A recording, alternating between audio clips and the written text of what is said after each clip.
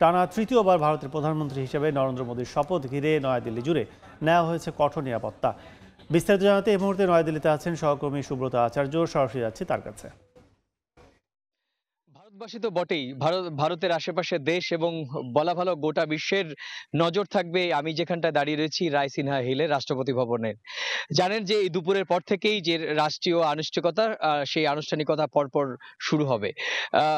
বাংলাদেশের প্রধানমন্ত্রী শেখ হাসিনাও কিন্তু এই শপথ অনুষ্ঠানে হাজির হবেন। এছাড়াও বঙ্গোপসাগরীয় যে সাতটি আটটি দেশ রয়েছে প্রত্যেকটি দেশের রাষ্ট্রপ্রধান এবং রাষ্ট্রনায়করাও কিন্তু নরেন্দ্র মোদীর এই শপথ গ্রহণ অনুষ্ঠানে উপস্থিত থাকবেন। এছাড়াও দেশ বিদেশি মিলে প্রায় ৯,০০০-এরও বেশি আমন্ত্রিত অতিথি এই রাষ্ট্রপতি ভবনে তাদের আসন জৌলুস করবে। আপনি জানেন যে এবার অতিথিদের তালিকায় রাখা হয়েছে বেশ কয়েকজন সাফাই কর্মীকে এবং একই সঙ্গে বৃহন্নলাদেরও রাখা হয়েছে এবং বিভিন্ন শ্রেণী পেশার সাধারণ মানুষ তারাও কিন্তু থাকছেন।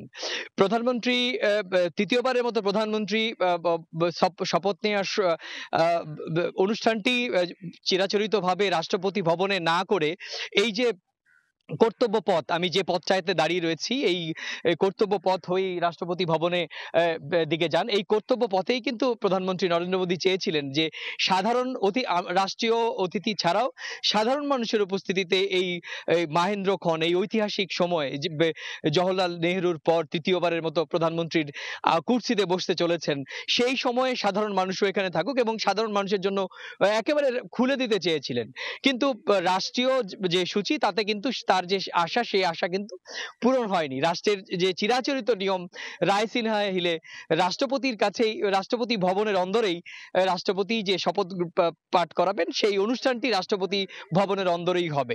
তো এইটা গণমাধ্যম সহ সব জায়গায় কিন্তু চর্চিত বিষয়। এছাড়া বলে রাখি যে আপনি জানেন দিল্লির যে সার্বিক নিরাপত্তা ব্যবস্থা সেটি দুপুর ১২টার পর থেকেই আঁটোসাঁটো করা হবে। এমনিতে সকাল থেকে আমি বিভিন্ন পয়েন্টে ঘুরে বেরিয়েছি। দিল্লির শহরের যে নিরাপত্তা ব্যবস্থা সেটি সার্বিকভাবে আঁটোসাঁটো করা হলেও যে এই নজিরবিহীন নিরাপত্তা বলয় যেটি বলা হয় সেটি কিন্তু এখনো আমাদের চোখে পড়েনি। তবে দুপুর ১২টার পর থেকে কিন্তু নিরাপত্তার যে ছবি সেটা আস্তে আস্তে সামনে আসবে। আপনি জানেন যে ৫ স্তরীয় নিরাপত্তা ব্যবস্থা রয়েছে। এই যে ভবন রাষ্ট্রপতি ভবনের আশেপাশে কোনো বিমান চলাচল নিষিদ্ধ, ড্রোন উড়ানো নিষিদ্ধ, এমনকি গুড়ি উড়ানো নিষিদ্ধ, যেটা আমরা দেখেছিলাম জি-20-তে জি-20-তে যেরকম নিরাপত্তা বলয় দেখেছিলাম। তো সব মিলিয়ে রাষ্ট্রপতি ভবন প্রস্তুত তৃতীয়বারের মতো প্রধানমন্ত্রীর আসনে বসার জন্য যে শপথ অনুষ্ঠান তার কিন্তু আনুষ্ঠানিকতা দুপুরের পর থেকে শুরু হয়ে যাবে। তো এই ছিল আমার কাছে রায়সিনহা হিল রাষ্ট্রপতি ভবনের সামনে থেকে প্রধানমন্ত্রী নরেন্দ্র মোদী তৃতীয়বারের মতো শপথ অনুষ্ঠানের আগে আমার কাছে থাকে এখন পর্যন্ত সবশেষ তথ্য। এতক্ষণ সরাসরি ছিলাম নয়াদিল্লিতে রাষ্ট্রপতি ভবনের সামনে।